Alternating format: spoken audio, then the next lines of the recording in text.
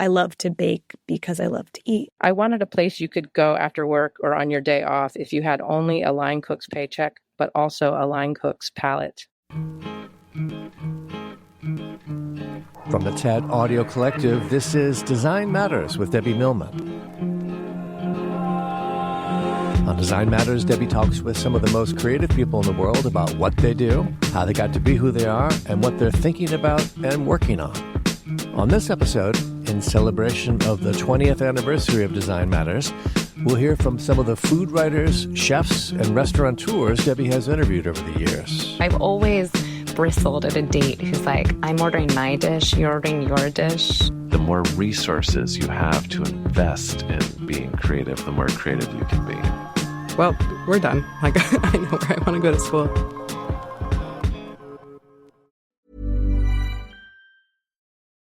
This episode is sponsored by Visit Philadelphia. Philadelphia has always been a city of firsts. It's where the Declaration of Independence was signed, where bold ideas sparked a new kind of democracy, and where conversations about justice, equity, and representation continue today. But Philly isn't just a history lesson, it's a living classroom. Walk down its streets and you'll see historic landmarks right next to bustling markets, public art, and communities that are still shaping the future of civic life. That's why TED and Visit Philadelphia are partnering to explore how our past can guide what comes next through live events, talks, and powerful stories from the people who call this city home. If you're curious about how democracy evolves or want to be a part of the conversation, Philadelphia is the place to be. Learn more at visitphilly.com/TED. That's visitphilly.com/TED. In today's fast-changing digital world, proving your company is trustworthy isn't just important for growth, it's essential. That's why Vanta is here. Vanta helps companies of all sizes get compliant fast and stay that way with industry-leading AI, automation, and continuous monitoring. So whether you're a startup tackling your first SOC 2 or ISO 27001 or an enterprise managing vendor risk, Vanta's trust management platform makes it quicker, easier, and more scalable. Vanta also helps you complete security questionnaires up to 5 times faster, so you can win bigger deals sooner. The results? According to a recent IDC study, Vanta customers slash over $500,000 a year in costs and are 3 times more productive. Establishing trust isn't optional. Vanta makes it automatic. 10,000 global companies trust Vanta, including Atlassian, Quora, Chili Piper, and Factory. Visit vanta.com/TEDaudio to sign up for a free demo today. That's VANTA.com/TEDaudio. The best B2B marketing gets wasted on the wrong people. I mean, even I once got served an ad for high-end motorcycle parts. I don't even own a scooter. When you actually want to reach creative directors, brand strategists, or design leads, LinkedIn ads are where those professionals scroll. So when you want to reach the right professionals, use LinkedIn ads. It's why LinkedIn ads generates the highest B2B ROAS of all online ad networks. Seriously, all of them. LinkedIn has grown to a network of over 1 billion professionals and 130 million decision makers, and that's where it stands apart from other ad buys. Spend $250 on your first campaign on LinkedIn ads and get a free $250 credit for the next one. Just go to linkedin.com/matters. That's linkedin.com/matters. Terms and conditions apply. Debbie and her guests have been making this point for 20 years. Design matters because everything made by people is designed. From our lamps and furniture to our apps and logos and bikes and buildings. Everything has been thought through by somebody or teams of somebodies, including our food, the way it's prepared, the way it's served or packaged, the way it's presented. Over the years, Debbie has interviewed a number of people who have spent their careers not only making and serving food in new and delicious ways, but also thinking and writing about it. On this episode, we're going to play some excerpts from our interviews with a few of them. Let's start with Julia Turshen, the cookbook author and food writer. Debbie interviewed her in 2016. I read that you always loved and coveted cookbooks, and that when you were a kid, you couldn't fall asleep before reading a cookbook in bed. And I understand that your mom used to send you issues of Gourmet magazine to your sleepaway camp, yet you studied poetry and sculpture at Barnard, where you went to college. And I read that you briefly dabbled in the harmonica as well. But why did you decide to go for a liberal arts education versus going straight into culinary school at that time? I feel like I need to revisit the harmonica. It's an interesting question because I do feel so unbelievably fortunate that I've known what this thing is that I love to do my whole life. You are so lucky. And I feel even more fortunate that I grew up in a family where that was so supported and encouraged, to the point where I think my parents, the assumption was I would go to culinary school and I would open a restaurant. And that seemed like a linear path for someone who is interested in food. That has never been the career I wanted to have. And so when it came time to, think about college and stuff, I loved food, I loved cooking, but I also loved being a student, and I particularly loved writing. And growing up with parents in publishing, that always felt like something that would have some part in my life, and it felt like a really comfortable place for me to exist. My mom took me to Barnard on a college tour because it was nearby where we lived, so I could see what a college tour was like. And I was like, well, we're done. Like, I know where I want to go to school. Are you really that easy to please? I feel like when you know. So it was, I could talk about Barnard for an hour for the whole show. I mean, I just loved it. And it was kind of similarly a place where I think your passions were really supported. And I always felt like if I studied English and studied writing and specifically poetry, if I knew how to communicate effectively, I could do anything. I already knew how to cook. I didn't want to go to culinary school. I wanted to really learn to be kind of a more well-rounded communicator. So what about the sculpture aspect? The best part about sculpture is it's how I met my best friend, Yvonne, from college, and he and I were in the same sculpture class. That was really because going to Barnard means you have full access to Columbia, which is kind of a great thing. And so for an extracurricular activity, I thought, when else am I going to have access to this huge sculpture studio and learn how to weld metal and all these things that I've never done again, but I'm really glad that I learned how to do. So that was just pure fun. But I actually do think both, it's funny you bring it up, I think both sculpture and poetry influence a lot about how I construct recipes and cookbooks and things like that. In what way? I have this whole theory about poetry, about writing recipes, because I think maybe it's how I justify spending a fortune on a college education about poetry. But I think writing a recipe and writing a poem are very similar. I think you're trying to convey this idea of something as economically as possible. You're trying to get the point across and give your reader in both places, enough information to get it. Because you can really, in a recipe, go on and on. You could write a whole book about how to, bake a cake or even scramble an egg or something. Like if you really get into nuances and you're trying to just stick to the page. And to me, it's the same thing in poetry. And hopefully reading a recipe has the same effect, which is, it really brings something to life. It makes you want to get in the kitchen. And transports you. Yeah. What made you decide to start working as a recipe tester? I know that you got this extraordinary job to be an assistant on a book that would be a complement to a show that Mario Batali created called Spain on the Road Again. But what gave you the motivation or the impetus to start as a recipe tester as opposed to a sous chef? There's so many jobs in the food industry that I don't think are that obvious to people who aren't in the industry all the time. And it's something that I'd love to talk about because I think there's a lot of roads in this kind of small world that you can take.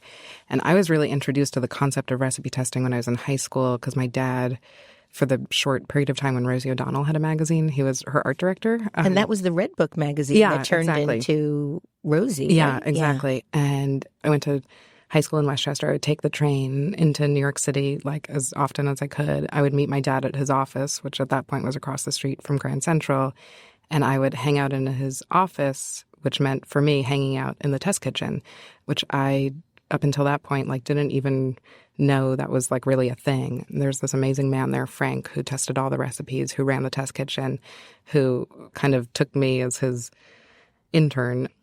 I think he was very generous because I was this guy's daughter just hanging out, but I was put me to work. And he really taught me how to test recipes and taught me that this was a life you could have and, a career you could have. And I was always trying to, if something in a recipe said it should be sliced thinly, I would try to show off to Frank and slice it as thinly as I could so you could see through it. And then he was like, we're testing recipes for home cooks. Like, you don't have to impress me. Just show me how you would do it, like at home. And that's always stayed with me. So that was really kind of my entry point.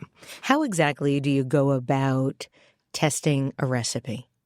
That is a great question because there's not really a definitive answer to it.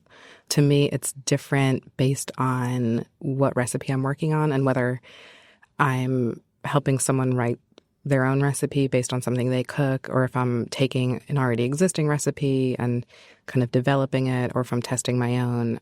It all comes down to, for me, I write the recipe, I print it out. I'll just take you through the logistics. Please, I print it out.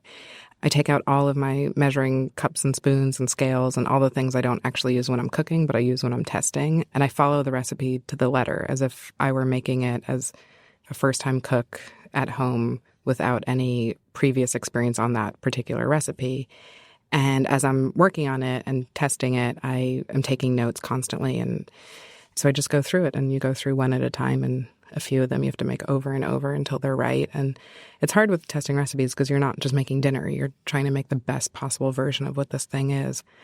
It's this really technical undertaking, but I really work on home cook recipes, so I try to be as relaxed about it as possible. If you were making spaghetti and meatballs, and the meatballs had a list of ingredients, if you made the meatballs and then tested and tasted the meatballs after they were created and realized there was too much salt or there was too much pork, how do you know how to adjust to get the right combination so you only have to make it one more time? Or is it really just a crapshoot and you make it over and over and over and over again? First, there's no such thing as too much pork. Bravo. I think it comes down to just experience and habit. At this point I've made meatballs so many times, but I also work on recipes I've never worked on before. So it's really about going into the testing as informed as possible and trying to guess what things I'll be troubleshooting anyway. And certain things you can adjust on the spot, and certain things you do have to make again. Like a meatball is a good example. I'll make the mixture, I'll cook off a little bit, and if it doesn't taste right, then I'll add more salt to the whole thing and try it. See, I was imagining you making this giant pot of meatballs and spaghetti, bringing it to the table, testing it and saying, needs more salt, time to make it again. That happens all the time with baking recipes because you can taste a batter or a dough or something before it goes in the oven, but there's no real way to totally see how something's going to come out until it comes out of the oven. So baking recipes are the ones that I usually end up testing a few times over. Julia Turshen from 2016. Christina Tosi is a pastry chef and food writer. With David Chang of Momofuku, she co-founded The Milk Bar. She's also the author of several cookbooks and a memoir. Debbie spoke with her in 2018. I know when you were in high school, you made cookies every day. You would bake all night instead of going out. But one of the things that you made were Rice Krispie treats, but you would amend them with anything but Rice Krispies. Yes. So talk about how that happened. My poor mother. I would always search out at an early age. I'd literally walk into the pantry and I'd be like, I'm going to make cookies. It was just a given. I'm going to make cookies. I'm going to make brownies. And then I became obsessed with this pursuit of the Rice Krispie treat when I was in 10th grade. I would make a batch of Rice Krispie treats every single night like clockwork. And I'd cut it up into 8 squares and bring it in for my girlfriends, and we eat them outside the lockers every day. It must have been very popular. I tell you what, it was. It became a very demanding thing, but the Rice Krispies rarely had Rice Krispies in them. And what I loved about that pursuit was I was just going into the pantry. We never really kept Rice Krispies in the pantry. We always kept whatever cereal I wanted to eat with milk. And I started falling in love with mixing and matching them and going, what if I make a Rice Krispie treat, but with only this kind of cereal, or with this and this kind of cereal, or with this kind of cereal and sesame seeds, or that kind of cereal and butterscotch chips, or what have you. And what I found amongst my girlfriends was they all loved something different, right? And they loved the pursuit of the surprise and delight of what's it going to be today? And then making the request for the thing that they had fallen in love with the week before. And I mean, it takes maybe maximum 10 minutes to make a Rice Krispie treat if we're being really 10 minutes in honest. your world, Christina, not mine. I mean, I had it down though, Debbie. I used the same pot. I had like cut up the stick of butter into how many, recipes Well, I think you used twice the amount of required butter. One of the secrets to a great Rice Krispie treat that no one will ever tell you is that you should use way more butter than any recipe. Doesn't that just make everything better? Way more butter? It does. But that tinkering, that falling in love with, I think also I love to bake because I love to eat myself, but I also love to see the joy, the expression on people's faces that I bake for. It's not about me. I'm an introvert. I'd rather just hide in a corner, but it becomes the look on their face when they're bonding with this crazy kooky Rice Krispie treat or this cookie or whatever it is that I've dreamed up. But I have been tinkering in the kitchen from a very early age, also because with the Rice Krispie treats, I would play this game of like, well, what happens if I add too much butter? Zing! That's like, now we're talking. But I'd go like, what happens if I add too much marshmallow? And I'd be like, that's not really my thing. But I would constantly question the rule that was put in front of me. But only in the kitchen. I was like a total rule follower in every other place of my life. But the kitchen became the place where I could like ask the question, what if? And that is a really big part of like my guiding principle, just asking the question like, what if? I totally get what the rule is, but what if... ... Now, given your career today and given what you've just told us, I think people would be shocked to learn that you're actually a picky eater. You were a picky eater as a kid. You didn't have your first raw tomato until you were 18 years old.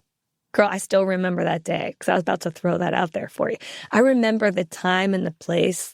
I had gone to the University of Virginia for my first year of college to the engineering school because I was like, great, I like a good challenge. That sounds like that and applied math. We'll get to that in a minute. And I remember sitting outside at this like sandwich shop with this guy that had become my buddy because he had all of his engineering classes with me. And he was a little bit of an outcast, as was I, at this fancy school. And he was ordering a sandwich, and I was like getting a cheese sandwich with mustard, which is like my go-to.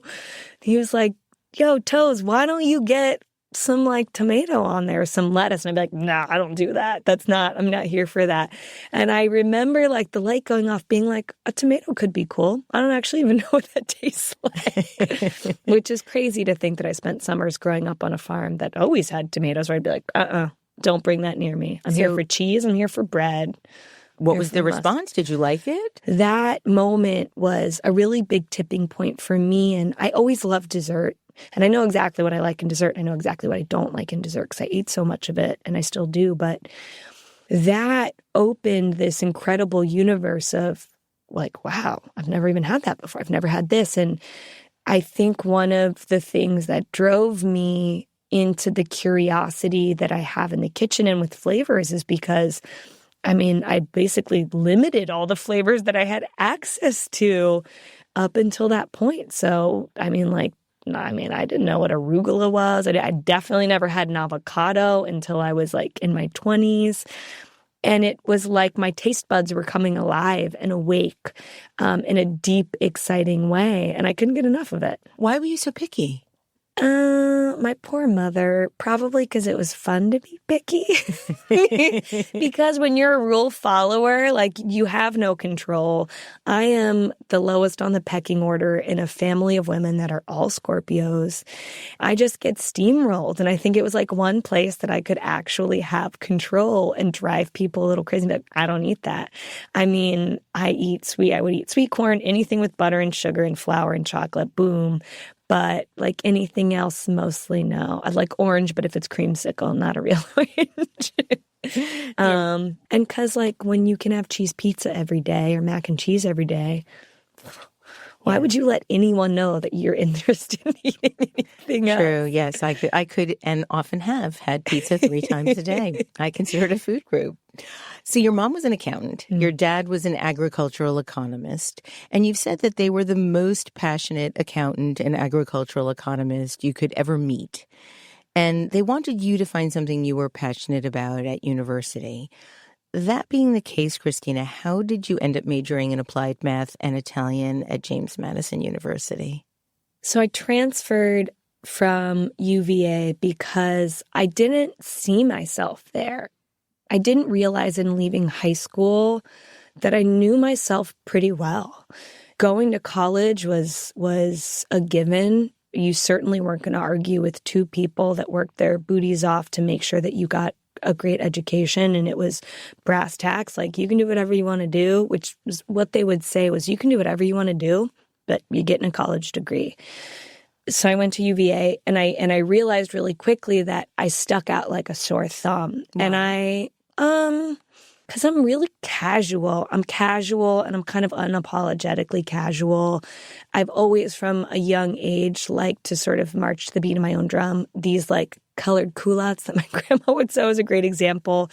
I ran competitively through high school. And when you run competitively in high school, you wear like the matching, like the equivalent of like a running jacket, but for a varsity jacket, and you have all these uniforms and you wear the fancy running clothes. And I'm like, yeah, I'm not going to do that.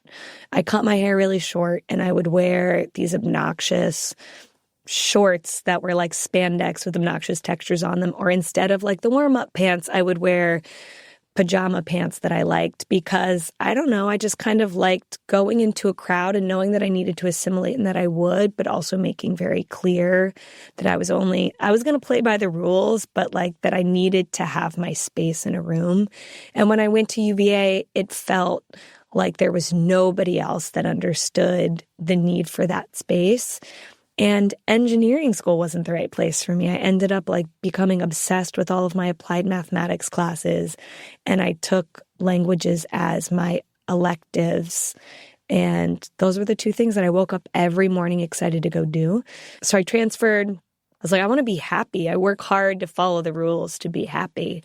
And those were the things that made me happy. So I studied them, and I got the heck out of college, got my degree, and got out. You got it in 3 years, I believe, right? You loaded up, so you I'm pretty intense. I mean, I knew that college was not going to be the thing that I held on to forever. So I was like, let's get this done. Was there any part of you that was imagining doing something with applied math when you graduated? After my first year of college, I remember like getting home, and my mom would do this when we were done with elementary school or middle school. We'd get home, she'd be like, cool, we're going to the farm. Let's go pack up your stuff. I remember getting home from my freshman year of college. My mom was like, cool, when you getting a job? And I'd be like, what are you talking about? And she's like, when you getting a job, girl? And she would send me to temp agencies. And because I'd be like, oh, Mom, you're such a drag. Why won't you just let me be a college kid? And I had gone, because they were like, well, what are you interested in? And I would say, math. And so they would like make me temp at actuary offices in places where like quote unquote professional mathematicians were, that's a totally legit thing. But after working the front desk there for a few days, I was like, I got to get out of here. Like I realized in graduating that there were certainly professional tracks for the subject matter that I had studied. But I think the one thing that kept tugging at me was, I don't want to sit all day. I want to be on my feet all day, and I want to be exploring, and I like to travel, and I like to wander. And I had a voice in my head that was like, I want to be creative for a living. And that was something that was not a part of my upbringing.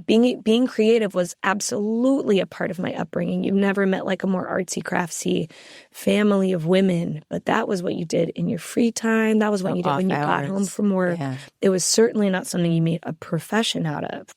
And so I kind of set out to figure out what that was. After you graduated, you applied to the French Culinary Institute. I did. Was that when you decided, okay, I want to devote my life to this? Or was it just more of a, hey, let's see how this feels? I had zoomed through college because I was like, I got to get out, like trying to sprint my way out. That the second I was out, I was like, oh, man, I didn't have a next step planned. I was working in a restaurant while I was going to college because I was like, I'm not here for frat parties. This is not my thing.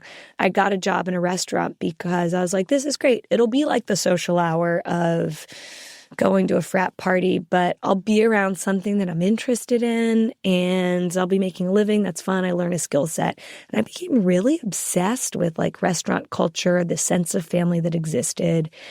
And I would bake a ton at home and bring the baked goods in. it kind of just triangulated itself to like, okay, well, what's the next step? What are you going to do? And the only answer I could answer for myself was like, I like to make cookies. And I was like, great, that's an answer. Go. And the go for that was, okay, I have a college education. My parents are really big on education and professionalizing yourself. And professionalizing yourself, if you like to make cookies, means becoming a pastry chef.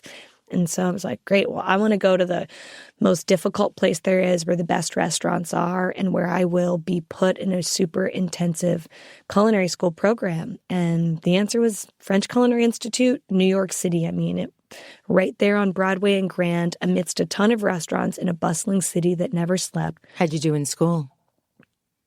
Great. I was actually just at my alma mater last night and was telling a story. Someone was like, what are some of your culinary school memories? And I was like, well, I remember graduation mostly because I wouldn't let any of my family come, because there was a little bit of a juxtaposition of my parents being like, what are you doing? A little bit like, why would you do this? And I was like, the only way I'm going to they're going to be proud is if I win every award. And so I was like, you can't come to graduation, because I was nervous that I wouldn't. And I did. And then I was like, oh, they're not around. Okay, it's fine. That's my fault. Good lesson. But yeah. Christina Tosi from 2018. Gabrielle Hamilton used to run Prune, the celebrated bistro in New York City's East Village. She's the author of several books, including Blood, Bones, and Butter, The Inadvertent Education of a Reluctant Chef.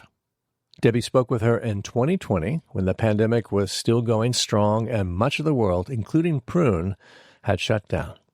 It seems like from the moment you walked into the space that would become Prune, you felt an electricity about what that space could be. I think you described it as a blue electricity. And yet you were also mourning what you thought your life was going to be. How did you navigate between those two states of mind?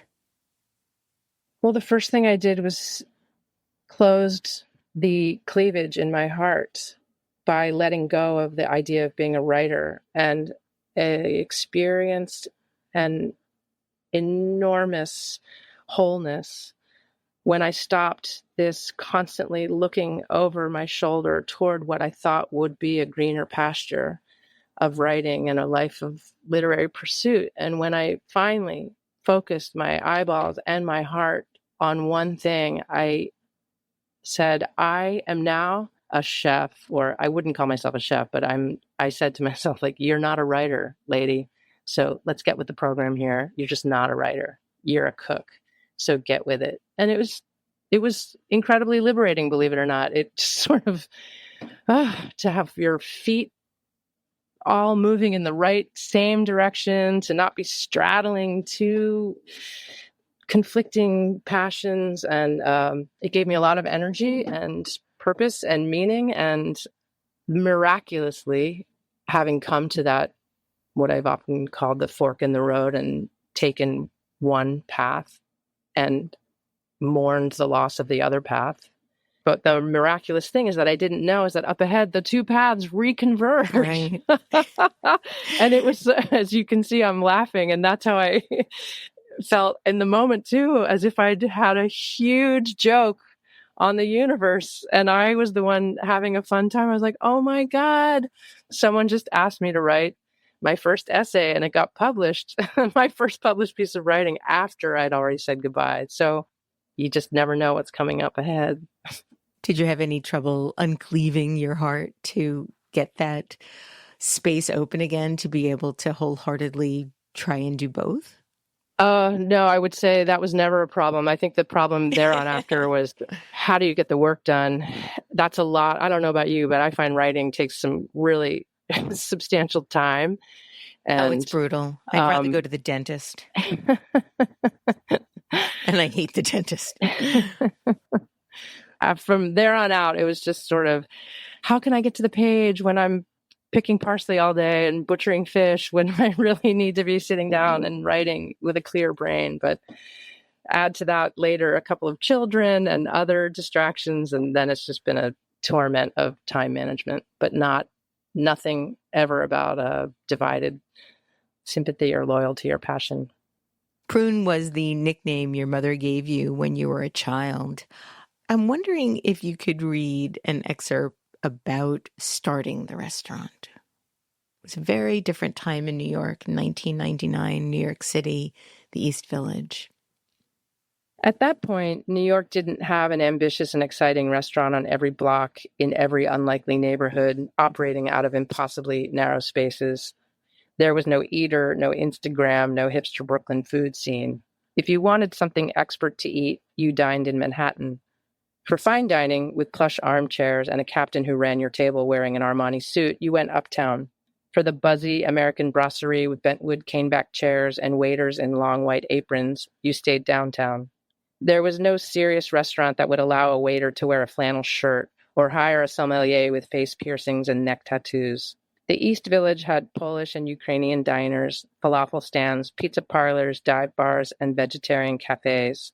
There was only one notable noodle spot. Momofuku opened 5 years after Prune.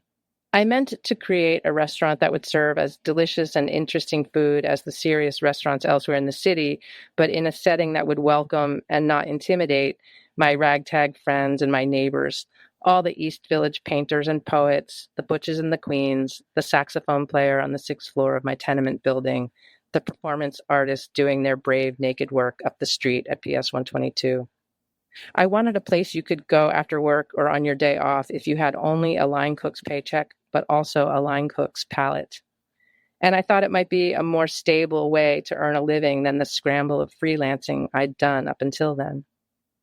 Prune was born in the ungentrified and still heavily graffitied East Village. And from nearly the time you opened, you got extraordinary reviews. Were you surprised by the response initially?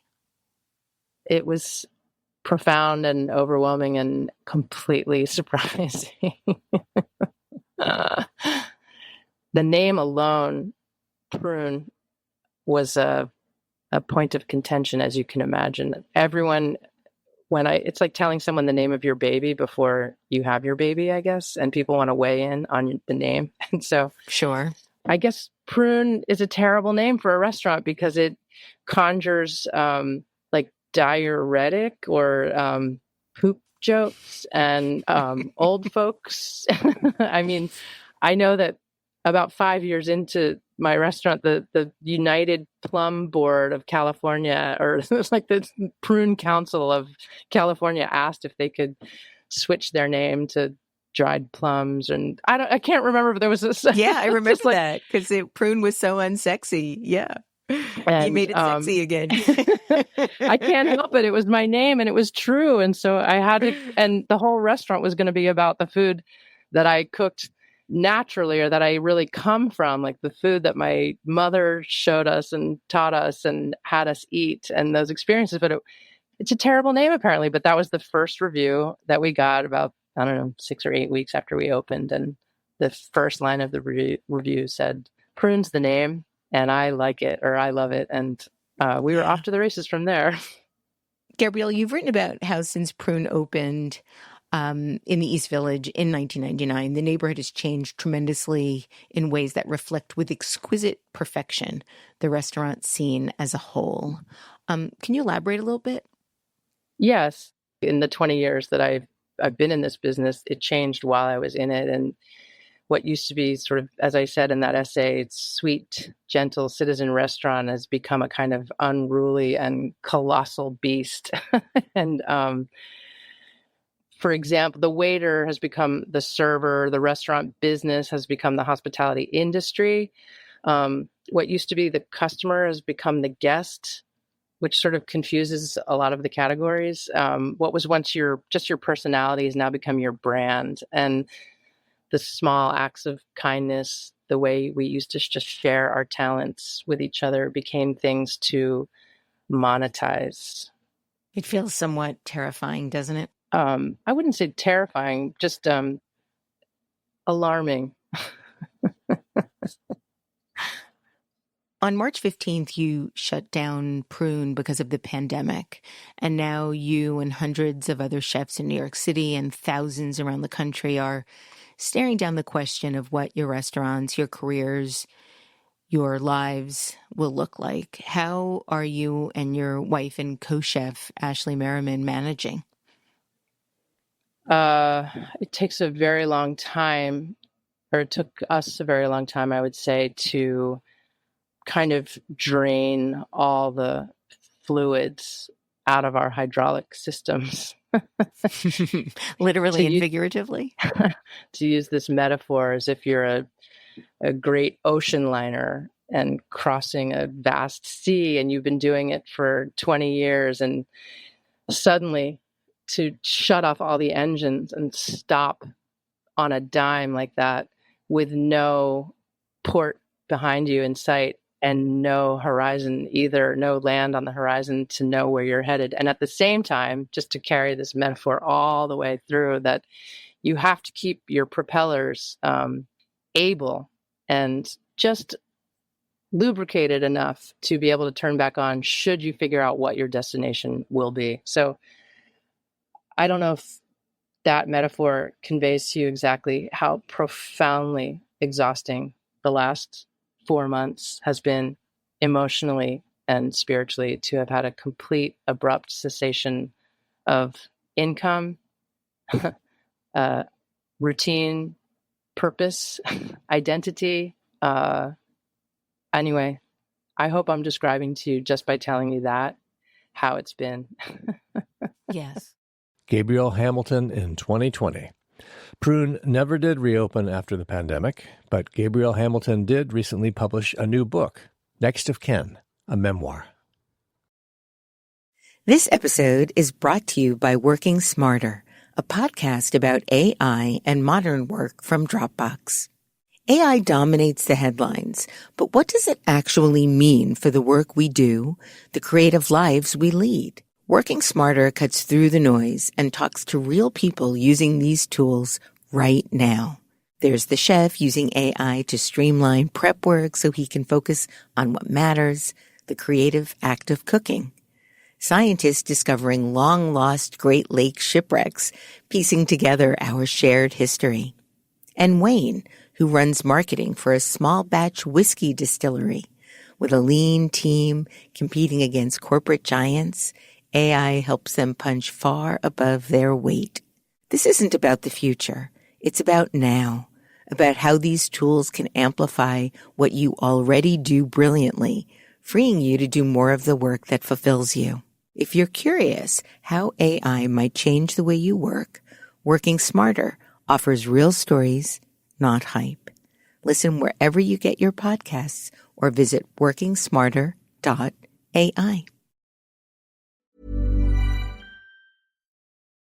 This episode is sponsored by Visit Philadelphia. Philadelphia has always been a city of firsts. It's where the Declaration of Independence was signed, where bold ideas sparked a new kind of democracy, and where conversations about justice, equity, and representation continue today.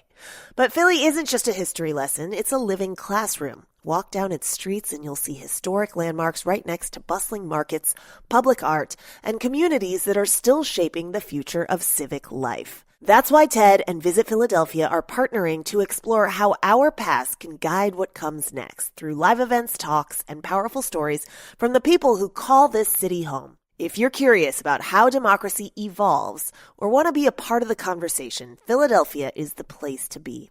Learn more at visitphilly.com/TED. That's visitphilly.com/TED. If you love to travel, Capital One has a rewards credit card that's perfect for you. With the Capital One Venture X card, you earn unlimited double miles on everything you buy. Plus, you get premium benefits at a collection of luxury hotels when you book on Capital One Travel. And with Venture X, you get access to over 1,000 airport lounges worldwide. Open up a world of travel possibilities with the Capital One Venture X card. What's in your wallet? Terms apply. Lounge access is subject to change. See CapitalOne.com for details. Who here loves when their nails are done perfectly? Me. I'm Sarah Gibson Tuttle, and I started Olive in June because, let's be real, we all deserve to have gorgeous nails, but who wants to spend a fortune or half their day at the nail salon? That's why I created the Gel Mani system, so you can have that salon-quality gel manicure right at home. And guess what? The best part? Each mani only costs $2. Yep, You heard me, $2. No more $60, $70, $80 salon trips that eat up your day. Now you can paint your nails whenever you want, wherever you want, and trust me, you're going to be obsessed with your nails, and everyone is going to ask you where you got them done. And here's a little something extra. Head over to oliveandjune.com and get 20% off your first gel mani system with code DIYGEL20. That's code DIYGEL20 for 20% off your first mani system at oliveandjune.com/DIYGEL20. Fanny Singer all but grew up in Chez Panisse, her mother Alice Waters' famous Berkeley restaurant. Fanny herself is not a professional chef. She's a curator and the co-founder of a design brand.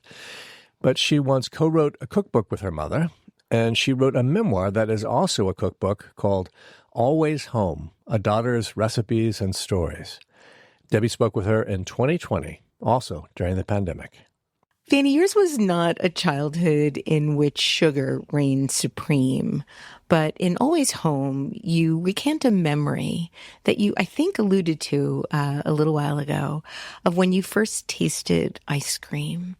And I'm wondering if you could share that memory from your book with us now in this short excerpt. Sure, yes.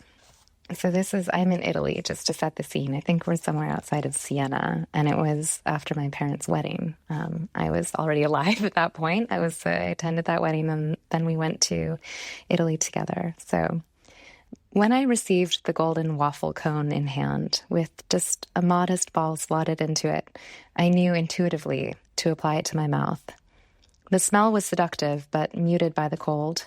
The taste, on the other hand, was intoxicating.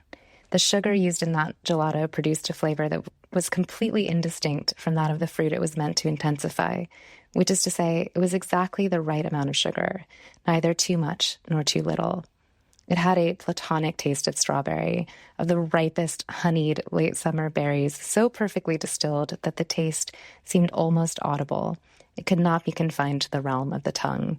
So much so that I forgot that my mouth was, in fact, the best place to receive this newfound manna. I began to use the cone like a melting frozen marker to draw over the whole of my face. I wanted to merge with this food, not just to eat it, but to experience it. My clothes, my hair, all were victims of the brief but unforgettable encounter.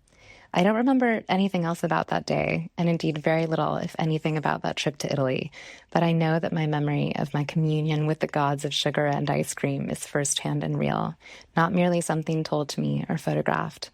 It is etched onto my palate alongside the most indelible of my life's food memories. I don't think my parents took a photo, nor did they try to stop me from sullying every inch of my dress. They just looked on at what happens in the moment that marks the end of 2 years of living on the planet ignorant of ice cream. And even though my parents returned to the sugar-free regime and adhered to it with lamentable rigor, I think they were both pleased to watch me fleetingly lose my mind and flavor. It's such a wonderful excerpt, Fanny, and so evocative. I can just see you with this little hand and this little cone and just trying to consume it from every possible pore in your body. Thank you for sharing that with us. Yeah. Yes. You write so beautifully about how you were brought up with food and around food. And you've written about how you don't think you were ever once told to use your knife and fork, and go on to share how on it may have been the same trip to Italy, I don't know, where pizza is consumed with a fork and a knife. You were regarded as a feral child brought up by a pair of pitiful Americans. And I also wanted to ask, is it true that you like to toss salad with your hands? I do. It's been one of the greatest tragedies of this pandemic is that you get if you're cooking for any more than just yourself, you have to use tongs or salad spoons or salad servers or whatever. And I just, Tamara Adler, actually, the two of us were talking about this early on in the pandemic. You have to toss salad with your hands. You feel how much dressing is on there and whether you need more or whether you need more lettuce to help extend the dressing if it's overdressed. And then it allows you to just quickly taste a leaf and make sure it has the right amount of acid or enough salt or, these things that we used to do with great ease. And especially I think restaurant cooks are very familiar with that. But the home cook, I think, should be emboldened to toss salads with their hands. I mean, it really acquaints you with what your dish needs, and it helps you feel, I think, more intuitive about what the problems or the corrections that need to be made. But yeah, it's been a very tongue-filled last few months, sadly. I have been somebody, for whatever reason, and I don't know why, I've always borrowed food from other people's plates, or maybe the better word is stolen. And I've been doing this for as long as I can remember. I see something on somebody's plate, maybe they're not eating it fast enough, or they don't seem to want any more of it, and I'll just take it off somebody's plate. And I read years ago that when you do that, you're really showing how affectionate you are with somebody, because I guess of the intimacy. So whenever anybody complains about my doing it, I just remind them that this is actually a sign of true love and intimacy, and they should just allow me to take it as is, as much as I want. And you'd make very good bedfellows with my mother, who's always trying to proffer things from her plate to the mouths of others. So you guys would be, yes, snug as a bug in a rug there with that behavior. But I think there is something very generous about the take and the give, that there isn't like, first of all, like everything on my plate is mine. I've always bristled at a date who's like, I'm ordering my dish, you're ordering your dish, and we're not going to share. Like, what? Like, what's the point? Like, I want, first of all, to taste as many things as I can when I go to a restaurant. I'm interested in, not just what might immediately appeal to me, but maybe another 10 dishes on the menu. And I'm like, what? Well, see, I like to take food from other people's dishes, but I don't like it when they take from mine. Oh, so I guess that see. makes it's a me one-way selfish. street. It's a one-way street. I only want to take. I don't want to give. I have a lot of food jealousy, I have to admit. I see something on somebody's plate and I want to try it too. But generally speaking, I like to eat everything on my plate, so I don't want to share. Oh, well, I guess I'll talk about that with my therapist. I know you and your mom share some interesting kitchen characteristics as evidenced by your wonderful videos, but also some significant differences. And you've written about how anything requiring patience or exacting methodology or just about anything whatsoever that needs to be measured was bound to be foiled by what you referred to as her hummingbird attention span. And you're the same way. You cook with high heat, very fast, always with intense amounts of flavor and zero measuring. You have no interest in following recipes and generally exhibit what you've said or you described as a brazen ignorance of their wisdom when it comes to baking. So I was wondering if you can talk a bit about what happened during your first week of cooking in Chez Panisse as a teenager, making both gingerbread cake and custard. Oh yeah, that was a dark period. I was about 15, I think, and I was kind of cycling through different departments in the restaurant doing these like mini stages, and I was in the pastry department for, a scant few days, because in the first day and a half, I managed to put 50% too many eggs into a custard. And 50%, that is a lot. That's a lot too many. That's a lot of eggs. It just basically came out the consistency of like a coddled egg. It was just eggs basically. And then the other thing I did was omit the molasses from a gingerbread cake. And I was just, it was kind of a head shaking, like, we're so sorry, but she's got to go. It was like, were you demoted? I was expelled, which is a hard thing to imagine, like telling your boss that their daughter is like too incompetent for your department, and worried perhaps about some recrimination. But my mom was like, oh, I suspected that might be the case. I think I just didn't have the mathematics or the reflexes for baking that is required to do it well.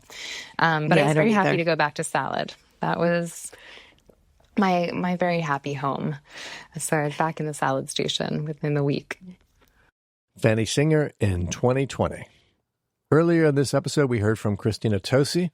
Now we're going to hear from her husband, the restaurateur Will Guidara. Debbie spoke with him in 2023, not long after the release of his book, Unreasonable Hospitality, The Remarkable Power of Giving People More Than They Expect. By the time you graduated from Cornell, there was no question in your mind. You very firmly declare in your book that you wanted to work for Danny Meyer, the founder of Union Square Hospitality Group, which owned 11 Madison Park, still owns Gramercy Tavern, Marta, Blue Smoke, The Modern, Union Square Cafe, and so many more. Why Danny Meyer specifically? He was the only person in America that was bringing the same amount of creativity and intention to what was happening in the dining room as all the other great restaurants in America were to what was happening in the kitchen. Like it's hard to become great at something if you don't have a hero to look up to. And there were plenty of celebrity chefs out there. There was no celebrity restaurateur except for Danny. He was the guy. And so when someone is the guy, well, that's the person you want to work for. While you tried to get a job there, I believe you worked as a management intern and then waited tables at Tribeca Grill. How did you eventually get an interview with Union Square Hospitality Group? Well, one of Danny's partners actually came to teach one of our classes at Cornell. And me, being a young, motivated kid at the time, made sure I got his business card before he left. And so I had a connection right to the top.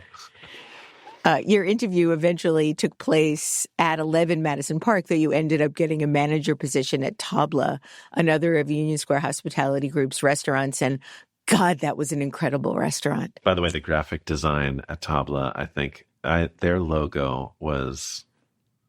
I loved that logo. I loved that restaurant. Fleck Cardoz, the chef who passed away during COVID, became like family to me over the years. And I believe to this day that his cooking was some of the best ever. His raita was the best I've ever had, and it ruined me for all raita since. There was nothing like it. You've said that Danny Meyer's management style made it cool to care. In what way did it become cool? You know, one of the things I say in the book is cult is short for culture. That so many people, when they call one company a cult, okay, some people are just straight up cultish, and that's not okay. But like when they call a company a cult, it's just because that company has a culture and their company doesn't have one. And so it feels like it must be a cult, right? What Danny did expertly well was come up with shared language to articulate the ideals that we all wanted to aspire to embody. He came up with these isms, things that we could all rally around, things that made it easier to suggest and celebrate and reinforce or affirm.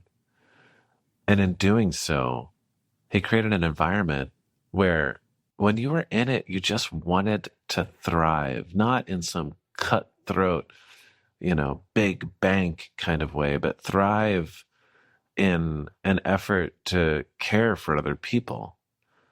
I've always believed that the successful evolution of a culture only fully starts to happen when the people on the team, when they're hanging out during like lunch break, or we call it family meal, people start talking about an amazing service experience they've received or delivered, or a meal they've had, or something like that, as opposed to how drunk they got at the bar the night before, where people stop pretending to care less in order to be cool, but rather the environment celebrates the people that care more. Yeah. When Danny Meyer announced that he was opening a restaurant and jazz club in the Flatiron called Blue Smoke, he asked you to be the assistant general manager. And while you were thrilled, when you shared the news with your dad, while he did indeed recognize you were getting an incredible education in restaurant smarts, he also wanted you to learn how to be corporate smart. Did that surprise you? He really wasn't as excited about that opportunity as you were. Not only was he not excited, he made me quit.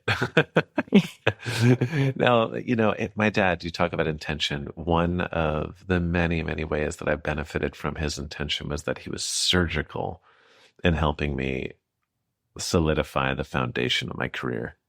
He insisted I work in every position all the way up. And then also insisted that I not just work within one company as I tried to learn all the lessons required to one day start my own. He wanted me to learn from different companies that approach things in different ways. And he talked about the fact that there were two types of companies. And by the way, the word I use is restaurant, but I believe this idea applies to any company that has a corporate office and unit level stores. That they're corporate smart companies where the highest paid people work in the corporate office. Those are the companies that have more systems, more controls. They're normally more profitable businesses because of that. And there are the restaurant smart companies where the highest paid people work at the unit level. There's less systems, less controls, but there's more autonomy on the front line. And the experience at those places is normally better because of that autonomy and the sense of ownership and empowerment that the people who work there feel. He wanted me to work at a restaurant smart company and a corporate smart company in hopes that one day I could take the best from each in starting my own. You turned Danny Meyer down. Was that hard? Yeah. I mean, it was hard mostly because I didn't want to turn him down. But Right. I trust my dad enough to know that was in a season where I respected, loved, and trusted my dad enough to know that if he was giving me advice after decades of doing the thing that I was trying to do, that it was advice I should listen to. And even if I didn't appreciate the short-term impacts of that advice, that one day I'd appreciate the long-term impacts of it. You ended up getting a job with Restaurant Associates. And I believe you had two jobs from 6 a.m. to noon. You learned how to inventory a walk-in refrigerator, how to calculate cost of goods sold, how to order food and supplies. And then after lunch, you would take off your whites, put on a blazer and a tie, and then start in with the numbers in the accounting department upstairs. And you've stated that it was impossible to overestimate how important it was that you were doing both jobs simultaneously. Why? How was that helpful to you? Anyone trying to grow in any sort of business should make sure that they spend a meaningful enough amount of time learning about the business side of the business. There's a lot of people in my industry specifically who talk about how like spending time with the numbers is a distraction from their ability to be creative in the experience they're trying to offer, which is something I fundamentally disagree with. I think anyone who's really paying attention recognizes that the more resources you have to invest in being creative, the more creative you can be, right? Like, if you have a more successful business and you have more money to invest in building the best experience you can, more likely than not, the experience is going to be better than someone that doesn't, right? But you need to manage the business effectively in order to earn the right to invest in the experience you're trying to create. Doing both of those jobs simultaneously, the accounting and the purchasing, what was great about it was, okay, in the accounting office, I was learning the business side, and the lessons I learned then would pay off in extraordinary ways later in my career. But doing that alongside the purchasing made the things on those spreadsheets not just a hypothetical, but something that I was seeing and touching and learning about and understanding on a daily basis. It was a unique experience, not one that everyone gets to have, but one that I would strongly recommend to those who can find it. Will Guidara from 2023. You can hear the full interviews and hundreds of other interviews with a huge variety of creative people on our website, designmatters.com, or wherever you get your podcasts. Design Matters is produced for the TED Audio Collective by Curtis Fox Productions. The interviews are usually recorded at the Masters in Branding program at the School of Visual Arts in New York City, the first and longest-running branding program in the world. The editor-in-chief of Design Matters Media is Emily Weiland.